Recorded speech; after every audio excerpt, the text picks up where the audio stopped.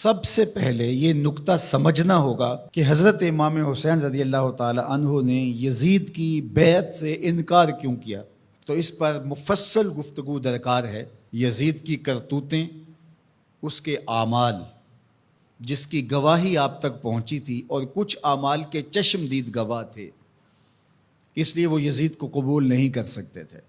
آپ نے بیعت یزید سے انکار کرتے ہوئے کہا مثلی لا یبایع مثلہ، لوگوں میں بیعت یزید سے انکار اس لیے کر رہا ہوں کہ میرے جیسا شخص اس جیسے شخص کی بیعت نہیں کر سکتا۔ یہ دو لفظوں میں پوری گفتگو کا خلاصہ آپ کے سامنے رکھ رہا ہوں۔ مثلی لا یبایع مثلہ، میرے جیسا شخص اس جیسے شخص کی بیعت نہیں کر سکتا۔ اگر امام حسین یزید کی بیعت کر لیتے، قیامت تک ظلم اور جبر کے ساتھ مفاہمت کو سند جواز مل جاتی۔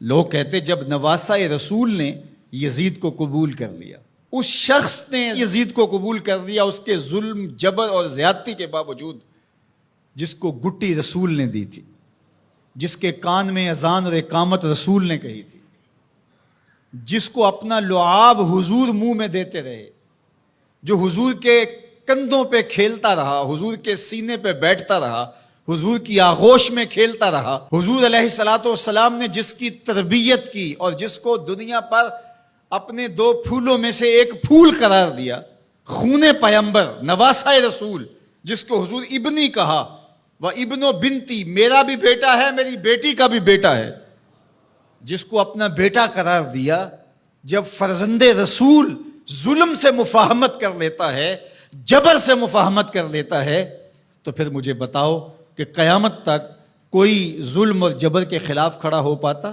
ایسا راستہ کھلتا کہ بند ہونے کا نام ہی نہ لیتا۔ تو حضرت امام حسین رضی اللہ تعالیٰ عنہ نے کہا مثلی لا یبایع مثلہ، میرے جیسا شخص تیرے جیسے سے بیعت کر ہی نہیں سکتا۔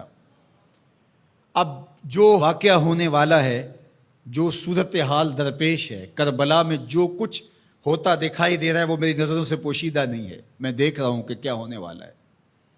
آپ نے مقام بیضا پہ جو خطبہ دیا، راستے میں ایک مقام پڑتا ہے آیان و انصار کے ساتھ، اور آپ نے اس میں ایک تاریخ ساز جملہ ارشاد کیا جو آپ کے فلسفہ شہادت کو اجاگر کر دیتا ہے۔ آپ نے فرمایا لوگوں، مجھے پتہ ہے میرے ساتھ کیا ہونے والا ہے۔ ظاہر آلات حرب و ضرب لے کر کے نہیں گئے تھے، آیان و انصار اپنے ساتھ لے کر کے نہیں گئے تھے۔ نواسہ رسول آواز دیتا کہ میرے ساتھ چلو، تو کیا وہ تنہا ہوتے؟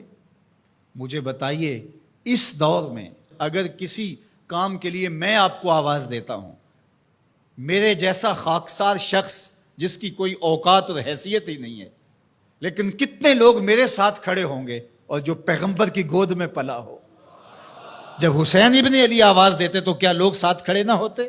ترماح بن عدی بن حاتم، یہ حاتم تائی کا پوتا ہے، حضرت عدی بن حاتم کا فرزند ہے، جو حضور پر ایمان لائے صحابی رسول کا فرزند ہے۔ یہ راستے میں حضرت امام حسین کو ملا، تو اس نے کہا کہ حضرت اگر آپ میرے ساتھ چلے جائیں تو میں چند دنوں کے اندر 30,000 افراد کا لشکر آپ کی پشت پہ کھڑا کر دوں گا، اور پھر ہم یزید کی اینٹ سے اینٹ بجا کے رکھ دیں گے۔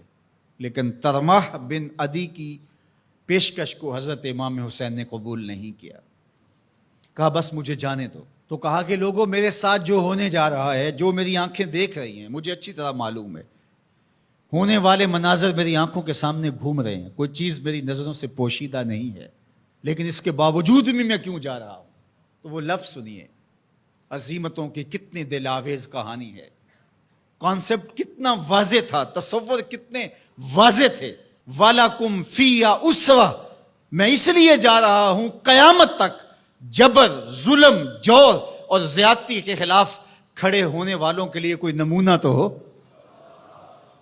وَلَكُمْ فِيهَا أُسْوَةٌ، میری زندگی آنے والوں کے لیے نمونہ بن جائے کہ مفاہمت جبر سے نہیں کی جاتی، ظلم سے صلح نہیں کی جاتی، ظلم کا مقابلہ کیا جاتا ہے، چاہے کچھ بچے یا نہ بچے۔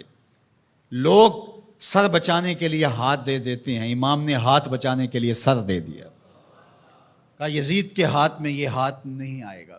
آج پوری دنیا کے اوپر آزادی کی جتنی بھی تحریکیں چلتی ہیں، حریت فکر کی جتنی تحریکیں چلتی ہیں سارے حرارت خون حسین سے لیتے ہیں۔ گاندھی نے جب برطانوی سامراج کو للکارا تو اس نے اپنے لوگوں سے کہا کہ تم کہو گے کہ اتنے تھوڑے لوگوں کے ساتھ اتنی بڑی طاقت سے ٹکر لینا دیوار کے ساتھ سر پھوڑنے کے مترادف ہے، لیکن میرے سامنے حسین ابن علی کا اسوہ موجود ہے۔